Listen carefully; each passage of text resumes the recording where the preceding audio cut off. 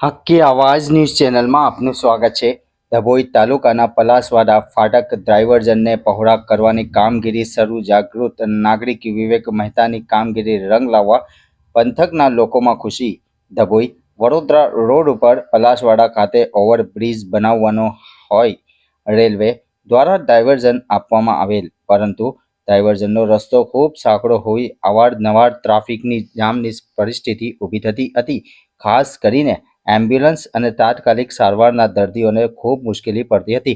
જે વાત ધ્યાને આવતા બાબતે ડભોઈના સંદેશના પત્રકાર વિવેક મહેતાએ કામ હાથ ઉપર લીધેલ। જે બાબતે તેમને ડ્રાઇવરનો રસ્તો મોટો કરવા છેલ્લા 1 મહિનાથી અલગ અલગ વિભાગો અને અધિકારીઓને વિષયની ગંભીરતા સમજાવી રજૂઆતો કરેલ હોવાનું જાણવા મળ્યું હતું।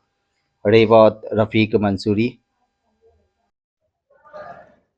ડભોઈથી વડોદરા માર્ગ પર આવેલ પલાસવાડા ફાટક ખાતે જે ડાયવર્ઝન રેલવે તંત્ર દ્વારા આપવામાં આવ્યું હતું એ નાનું હતું, જેના કારણે ટ્રાફિકની સમસ્યા હતી।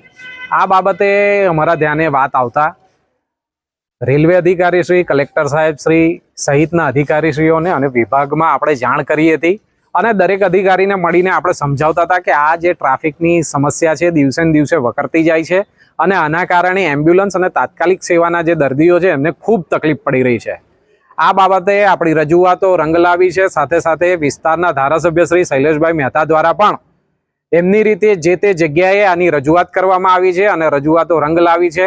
ગત રોજના દિવસે આ ડાયવર્ઝન પહોળું કરવામાં આવ્યું છે અને રેલવે તંત્ર દ્વારા જે કામગીરી કરવામાં આવી છે એ અભિનંદનને પાત્ર છે, કારણ કે લોકોને જ્યારે તકલીફ પડતી હોય ત્યારે ગમે એવું કામગીરી હોય એ કામગીરીને સુધારવી એ જ આપણું કામ છે એવું એમને પણ લાગ્યું અને એમને આ કામગીરી સુધારી છે।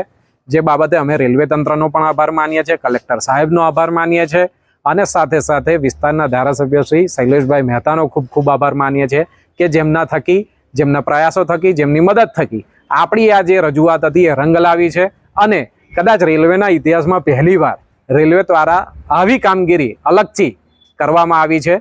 એટલે પ્રજામાં ખુશી છે, પંથકમાં ખુશી છે અને એની જ અમને પણ ખુશી છે।